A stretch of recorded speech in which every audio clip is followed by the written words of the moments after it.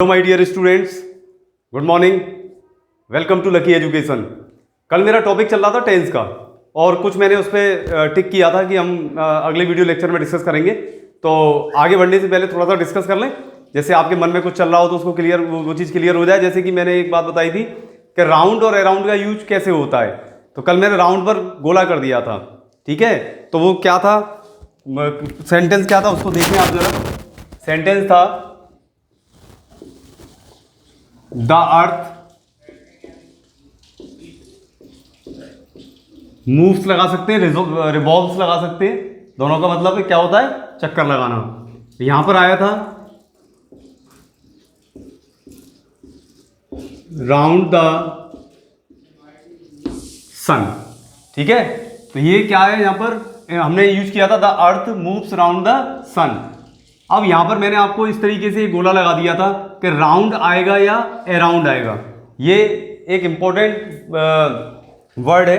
Generally क्या है, बच्चों से गलती हो जाती है, तो इसको आप जरा क्लियर कर लेना। मैं आपको समझा देता हूं इसका मतलब क्या होता है। तो देखें जरा, यहां पर जो मैंने राउंड लगाया है, तो राउंड और उसमें क्या अंतर होता है। यहां बेसिकली दोनों का अंतर समझ लें, क्या अंतर है दोनों का। राउंड का मतलब होता है कि यदि कोई चीज किसी एक्सिस पर घूम रही हो, एक्सिस का मतलब होता है धुरी। जैसे ये है, मान लो ये कोई पॉइंट है और इसके चारों ओर कोई चीज कांस्टेंट मोड में यदि लगातार चक्कर लगा रही हो, तो उस स्थिति में हम राउंड का यूज करते हैं। जैसे आपने देखा होगा, पृथ्वी जब चक्कर लगाती है, यहां पर लिखा है ना, जब पृथ्वी चक्कर लगाती है सन के, तो एक कांस्टेंट मोड में लगाती है बिल्कुल चारों तरफ, ठीक है। तो इसमें स्थिति में क्या होता है, ये एक्सिस हो गया, इसके चारों तरफ वो चक्कर लगा रही है। जैसे कुम्हार का वो देखा होगा, जो वो बनाता है, तो बीच में वो पॉइंट बना रहता है, उसके चारों ओर वो चीज बहुत तेजी से घूमती रहती है, लेकिन फिक्स उसमें मूवमेंट फिक्स होता है, बिल्कुल होता नहीं होता है।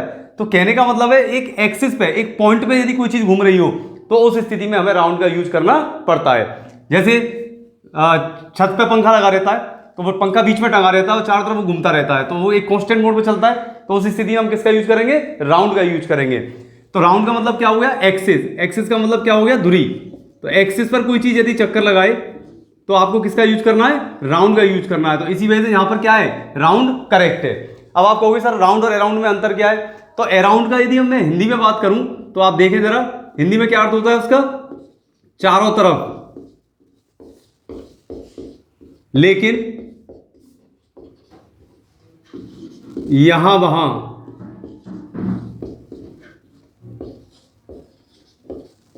इधर उधर।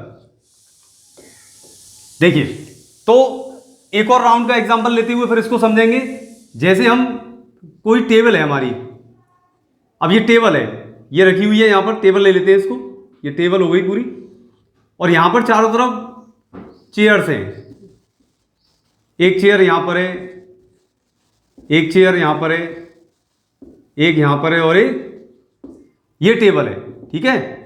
तो इसके चारों तरफ ये सब लोग बैठे हुए हैं। यहां पर कोई खाना वगैरह चल रहा है, कोई डिनर है मान लो, या मील है, जो भी है, यहां पर खाना चल रहा है, और इसके चारों तरफ चेयर्स पड़ी हुई हैं, और वहां पर लोग बैठे हुए हैं।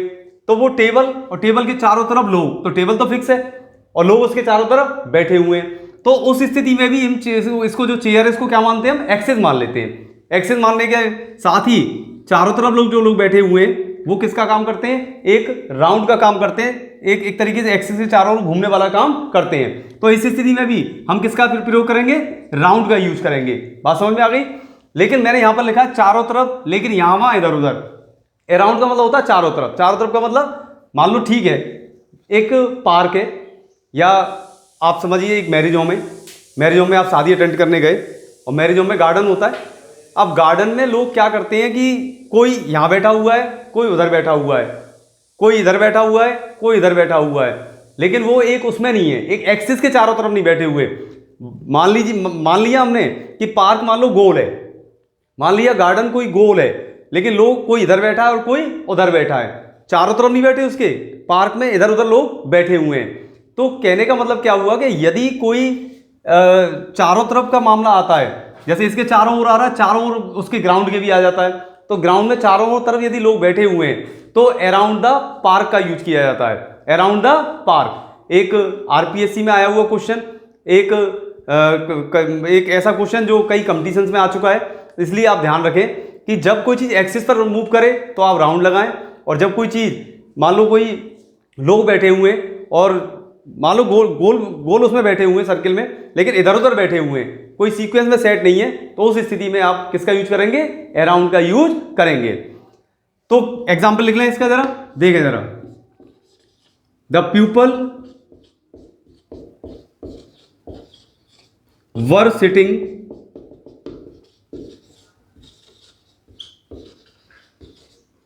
Around the park. इसका मतलब क्या हुआ? कोई पर्टिकुलर एक्सेस नहीं है, हाँ बैठे हुए चारों तरफ, लेकिन इधर उधर यहां वहां। आप समझ लेना, ये बहुत इंपॉर्टेंट चीज हो जाती है आपके लिए, इसको नोट कर लेना। देखो ये रहा, लेकिन यहां वहां और इधर उधर, तो ये आपके दोनों पॉइंट क्लियर हो गए।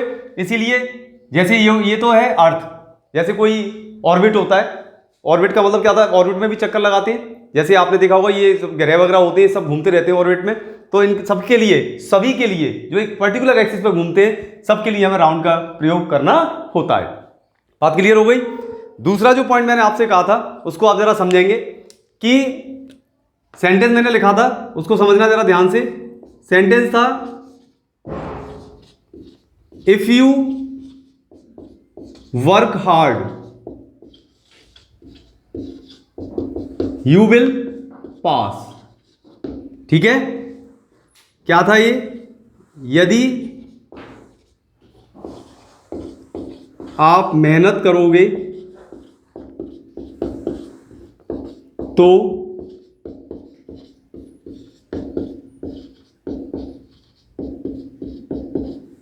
पास हो जाओगे।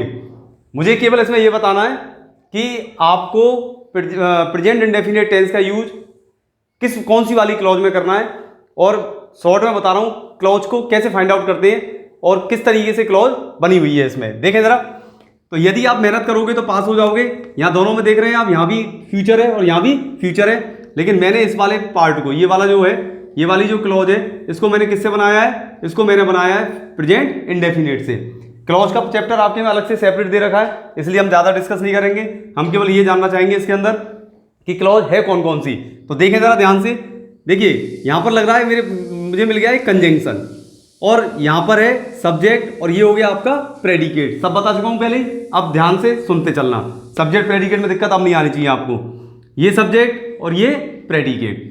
तो मेरा कहने का मतलब है कि यदि किसी सेंटेंस में कोई कंजंक्शन लग जाए, ठीक है, यदि किसी सेंटेंस में कोई कंजंक्शन लग जाए और वो पर्टिकुलर जो सेंटेंस है वो यदि डिपेंड हो जाए, निर्भर हो जाए, तो वो कंप्लीट सेंटेंस का एक हिस्सा बन जाता है। देखो सेंटेंस कंप्लीट कहां से कहां तक है? यहां से लेके यहां तक, यहां से लेके यहां तक, और कॉमा लग रहा है, इसका मतलब दो अलग अलग इसके अंदर सेंटेंस है, लेकिन उस सेंटेंस में क्या लग रहा है? Conjunction.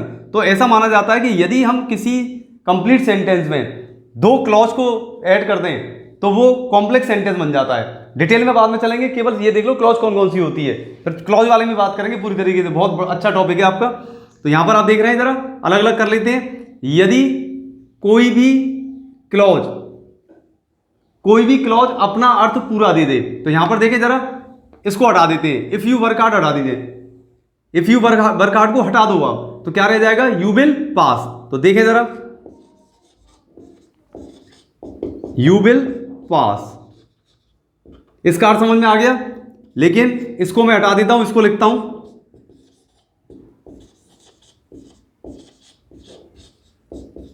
If you work hard. तो मैं यदि आपसे बोल देता हूं इफ यू वर्क हार्ड, तो आपके अर्थ समझ में नहीं आएगा, आप कहेंगे सर क्या मतलब हुआ, क्या कहना चाह रहे हैं आप। जैसे एक छोटा सा एग्जांपल और मैं लेता हूं, सब बच्चों ने अच्छी तरह पढ़ा हुआ है और शुरू से पढ़ते चले जा रहे हैं कि मेरे स्टेशन पहुंचने से पहले गाड़ी जा चुकी थी, the train had gone before I reach to the station. लेकिन मैं यदि यूं कह दूं आपसे before I reach to the station, तो आप कहोगे सर क्या हुआ आगे, आपकी समझ में नहीं आएगा ना। तो कंजंक्शन वाला जो पार्ट है, यदि किसी सेंटेंस में कोई कंजंक्शन लगा दिया जाए और वो सेंटेंस डिपेंड हो जाए, तो वो कौन सी क्लॉज में कन्वर्ट हो जाता है? सबऑर्डिनेट क्लॉज में कन्वर्ट हो जाता है। ये आप ध्यान रखेंगे, बस इतना सा, ठीक है। और यहां पर बात आ रही है, ये सब्जेक्ट है, ये प्रेडिकेट है, ये सब्जेक्ट है और ये प्रेडिकेट है। इसका मतलब आपकी निगाह में आप कहोगे सर सिंपल सेंटेंस है। अभी आप कोई पूछता नहीं मुझसे, हाल मैं ही बता देता हूं आप कहोगे सर सिंपल सेंटेंस है, आपकी बात से बिल्कुल सहमत हूं, लेकिन यदि मैं इसको क्लॉज में कन्वर्ट करूंगा तो देखिए जरा, ये क्लॉज में कन्वर्ट होगा तो कौन सी क्लॉज बन जाएगी? ये प्रिंसिपल क्लॉज। इसके अर्थ करने तो क्या हो जाएगा? इसको बोलते हैं हम प्रधान उपवाक्य, और इसको बोलते हैं हम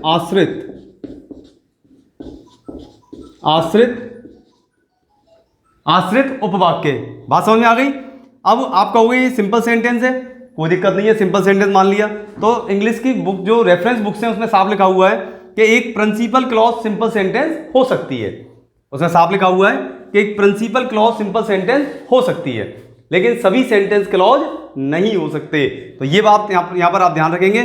तो इंग्लिश के अंदर आगे चल के जब हम पढ़ेंगे तो इस तरीके से क्लॉज को आपको पढ़ना है। टॉपिक तो बिल्कुल डिटेल में चलेगा पूरा, ये तो मैं सेंटेंस के अकॉर्डिंग बता रहा हूँ। तो अब इसमें मैंने जो लगाया इफ यू वर्क हार्ड, ये मैंने कल भी बता दिया, आज फिर बता देता हूँ कि फ्यूचर टेंस को, फ्यूचर इंडेफिनिट टेंस को हम प्रेजेंट इंडेफिनिट टेंस से क्या कर सकते हैं? प्रेजेंट इंडेफिनिट टेंस से व्यक्त कर सकते हैं। तो यहाँ पर आपका 2 क्लॉज फाइनल हो गई। तो इंग्लिश में आप जब पढ़ोगे आगे चल के तो इनका बड़ा जबरदस्त रोल है। एक प्रिंसिपल क्लॉज और दूसरी कौन सी हो गई? दूसरी हो गई आपकी सबऑर्डिनेट क्लॉज। तो इस तरीके से आपको जो कल मैंने कराया उसको आप नोट कर लेना कि मैंने क्या दोनों चीज बताई थी आपको समझाने के लिए। यहां पर इसको इतना ही रखना है कि जब कोई इंडिविजुअल क्लॉज होती है जिसका अर्थ पूरा निकल जाए तो वो प्रिंसिपल क्लॉज की कैटेगरी में जाती है, और जो डिपेंड हो जाए कंजंक्शन लगाते ही वो सबऑर्डिनेट क्लॉज की कैटेगरी में चली जाती है। और क्या होता है, इनसे मिलकर कौन सा सेंटेंस बनता है, वैसे आपको ओरली में बता देता हूं। एक प्रिंसिपल और एक या एक से अधिक मिलकर हमेशा सबऑर्डिनेट क्लॉज कन्वर्ट करते हुए हमारा सेंटेंस जो बनता है, चाहे वो क्लॉज प्रिंसिपल हो या एक से अधिक सबऑर्डिनेट हो, जब ये मिलते हैं इनका कॉम्बिनेशन होता है तो उससे हमेशा, जैसा आपके सिलेबस में जो आपको पढ़ना है, हमेशा कौन सा सेंटेंस बनता है? कॉम्प्लेक्स सेंटेंस बन जाता है। ठीक है, तो ये आपको इतना ही यहाँ पर समझ के चलना है कि प्रिंसिपल क्लॉज कौन सी होती है और सबऑर्डिनेट क्लॉज कौन सी होती है। डिटेल में पूरा टॉपिक ही आपके में दे रखा है 10th क्लास में, उसको आप फिर अच्छी तरीके से आगे वाले टॉपिक में पढ़ लेना। यहाँ पर आप नोट कर लें, फिर मैं इससे आगे आपको आगे के जो आपके जो टॉपिक्स हैं जो आपके 10th में चल रहे हैं उनको मैं स्टार्ट करा रहा हूँ। आइए बेटा देखते जरा यहाँ पर कुछ रूल्स हैं उसके आगे से, जो कल आपने वीडियो देखा होगा उससे आगे देखें जरा ध्यान से। ऑथर का मतलब हो गया लेखक, लिखने वाले जो होते हैं ऑथर, और ऑथर के स्टेटमेंट को, यानी कि कल मैंने बोल दिया था किसी ने कोई बात 300 साल 200 साल 400 साल 500 साल पहले यदि किसी ने कोई कह दी तो उसको यदि हमें उसकी जो कोई भी कोटेशन है वो यदि हमें लिखनी है तो हमें वो प्रेजेंट इंडेफिनिट टेंस में ही लिखनी पड़ेगी। वो एक स्टेटमेंट होता है उसका, एक ऐसा स्टेटमेंट जो बहुत ही ज़्यादा प्रचलन में आ गया, जिसकी बार बार एक तरीके से मिसाल दी जाती हो। इस तरीके की चीज़ों को हमेशा हमें प्रेजेंट इंडेफिनिट टेंस से ही व्यक्त करनी है। तो कैसे करनी है देखें जरा, किस में करनी है? यहाँ पर देखो, सिंपल प्रेजेंट टेंस में ही उनको व्यक्त किया जाता है। तो देखिए विलियम शेक्सपियर का नाम तो सबको पता है, और मैं आपको बता दूं कि विलियम शेक्सपियर का जो टाइम पीरियड था वो करीब 1563 से और 1608 के बीच का था। 1608 1620 के करीब इस तरीके से था। तो इसमें आप देखें 1500-1600 के बीच का जो टाइम था वो बहुत पुराना हो गया। मेरा बताने का मतलब है 501 साल हो गए आज से यदि हम बात करें तो। ठीक है, तो अब उसने तो ये बात कह दी उस समय, अब बात कह दी, अब हमें इंपॉर्टेंट बात ऐसी हो गई जो बहुत एक कोटेशन बन गई, एक बार बार एक तरीके से कहना चाहिए एग्जाम्पल देने वाली बात बन गई। देखो उसने ये कहा था, उसने ये कहा था, अब हमें ये व्यक्त करनी है आपको। तो कैसे करोगे आप? तो देखिए यहाँ पर शेक्सपियर सेज, शेक्सपियर प्रोनाउंस सही करना है इसको, शेक्सपियर करते रहते हैं, शेक्सपियर। ठीक है, क्योंकि देखो साउंड किसी आ रही है यहाँ पर SHAKE, ई से क्या हो जाएगा? शेक्सपियर। तो Shakespeare says the course of true love, जो कोर्स होता है, जो राह होती है, कोर्स का मतलब रास्ता, राह मंजिल जो होती है किसकी? ऑफ ट्रू लव, सच्चे प्यार की जो राह है, सच्चे प्यार का जो मार्ग है, जो पूरा रास्ता है, नेवर रन्स स्मूथ, वो इतना आसान नहीं होता। शॉर्ट में हम बात करें फिल्मी स्टाइल में तो सच्चे प्यार की राह कभी आसान नहीं होती, ये विलियम शेक्सपियर ने कह दिया था। जॉन कीट्स सेज, ऐसे ही जॉन कीट्स ने भी कहा, जब लोग बहुत परेशान थे उस समय जॉन कीट्स के टाइम में, तो ये नेचर लवर था, तो इसने लोगों की परेशानी को दूर करने के लिए एक पोइम लिखी, a thing of beauty is a joy for ever. ये पोइम का नाम है और कहीं ना कहीं आपको पढ़ने को जरूर मिल ही जाएगी। ये बहुत ही अभी भी शायद आई थिंक मेरे हिसाब से चल रही है, या तो उसमें कोई एक उसमें है 9th में होगी, पर चल रही है कुल मिला के ये। ठीक है, तो इसमें देखें आप, जॉन कीट से a thing of beauty is a joy for ever. A thing of beauty, किसी भी चीज की जो सुंदरता होती है, is a joy for ever, हमेशा खुशी देने वाली होती है। तो ये आपको याद रखना है कि कोई भी कोटेशन वगैरह है, कोई भी स्टेटमेंट है जिसको आप सिंगल इन्वर्टेड कॉमा डबल में रखें, हमेशा प्रेजेंट इंडेफिनिट में उसको व्यक्त करें। आगे देखें जरा, एक और इंपॉर्टेंट, काफी इसको ध्यान रखें, ये मोस्ट क्यों है कि बहुत से बच्चों को मैच देखने का शौक होता है।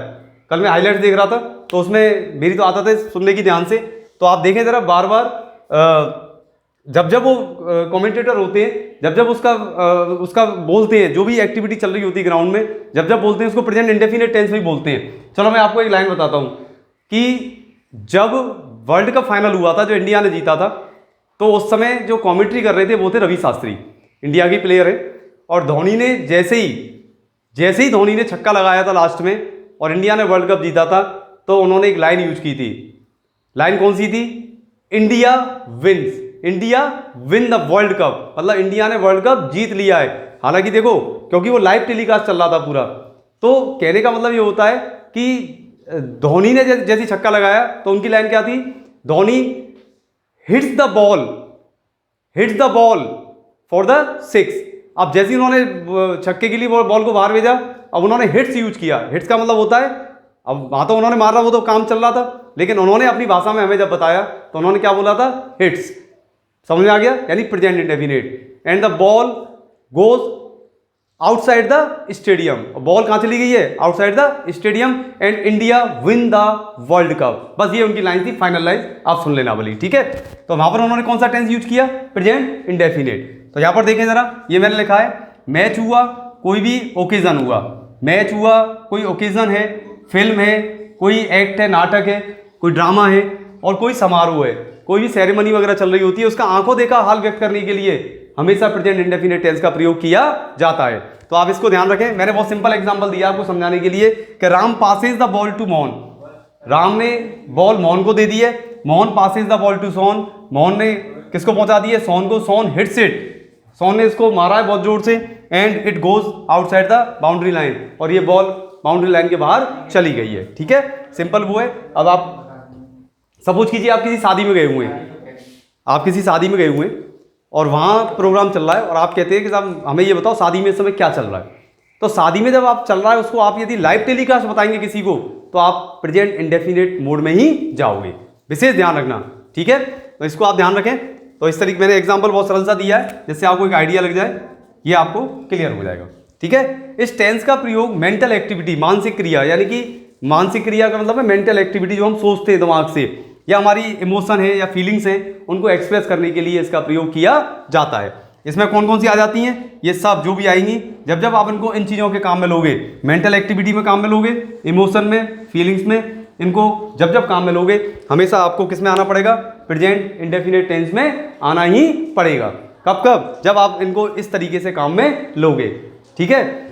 तो कहने का मतलब क्या है कि इस तरीके की कोई भी चीज़ें हैं तो उनको आपको ध्यान रखना है। और एग्जाम में जनरली क्या होता है, इसीलिए मैंने कहा था कि जब आपके सामने क्वेश्चन आए तो उसका आप एक बार हिंदी अर्थ जरूर कर लेना। ये नहीं कि बिना हिंदी अर्थ किए वो आपने उसको उसमें टिक करना शुरू कर दिया। हिंदी अर्थ करने से क्या फायदा मिलता है? हिंदी अर्थ करने से जो मैंने पॉइंट्स लिखाए हैं ये तुरंत आपके दिमाग में क्लिक करेंगे कि सर ने हमें ये बताया था, उसी हिसाब से हमें आगे चलना है, ठीक है। तो यहाँ पर आप देख रहे हैं कि इस तरीके से अब मैंने आपको नोट कराया है। अब एग्जाम्पल वाली बात आती है, तो मैं आपको एग्जाम्पल दे देता हूँ। जैसे इनको यूज करना है, जैसे इसको यूज करना है, तो कैसे आप यूज करोगे? देखें जरा, आई नोटिस द फैक्ट। अब कोई भी बात है उसके बारे में यदि आपको नोटिस हो जाती है, वो बात पता पड़ जाती है, तो आप कह रहे हैं मुझे मेरे नोटिस में है, मेरे नोटिस में है। आई नोटिस द फैक्ट, मैं जो फैक्ट चल रहा है उसको मुझे अच्छी तरीके से पता है, मुझे सब उसके बारे में जानकारी है। जैसे आपने कहा मुझे कोई दिन याद है, आई रिमेंबर द डे। तो कहने का मतलब है जब जब आप इनको अपने एक तरीके से फीलिंग्स जनरेट करना चाहते हैं, इमोशंस बताना चाहते हैं, तो जब जब इनको आप यूज करें तो प्रेजेंट इंडेफिनिट में इनका यूज करें, ठीक है। तो इन पे बेस्ड अब जो मैंने करा दिया है, एक पॉइंट और मैं आपको बता दूं जो मोस्ट इंपॉर्टेंट है, उसको भी आप जरा नोट करना। देखिए जरा नेक्स्ट एग्जांपल्स, रूल्स देखें।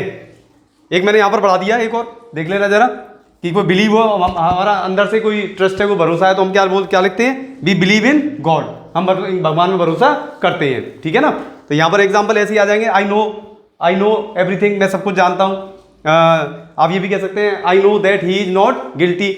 क्या कहेंगे आप? I know that he is not guilty, मैं जानता हूँ कि वो दोषी नहीं है। बस ये सब चीज़ आप I can easily imagine what happened last night, मैं आसानी से इमेजिन कर सकता हूँ, या आई इमेजिन व्हाट हैपेंड, मैं कल्पना कर सकता हूँ कि क्या हुआ था। तो ये सब चीज़ आप अपने सोच रहे हैं मन में, आपको इनको प्रेजेंट इंडेफिनिट में ही यूज करें, ठीक है। आगे देखें जरा, मोस्ट इंपॉर्टेंट, रोज पढ़ते हैं आप न्यूज़पेपर, यदि इंग्लिश का आप पढ़ रहे होंगे तो आपको ये चीज़ सामने आ जाएगी कि न्यूज़पेपर हेडलाइंस को एक्सप्रेस करने के लिए प्रेजेंट इंडेफिनिट टेंस का प्रयोग किया जाता है। कैसे किया जाता है? आप पढ़ते चलना आराम से, हेडलाइंस के, स्पेशली हेडलाइंस। तो हेडलाइंस में क्या लिखा होगा? देखो, 5 people die in bus truck accident, die present indefinite. देखें आप जरा, यहाँ पर देखें जरा क्या लिखा हुआ है, डाई, डाई का मतलब क्या हुआ? प्रेजेंट इंडेफिनिट, ठीक है।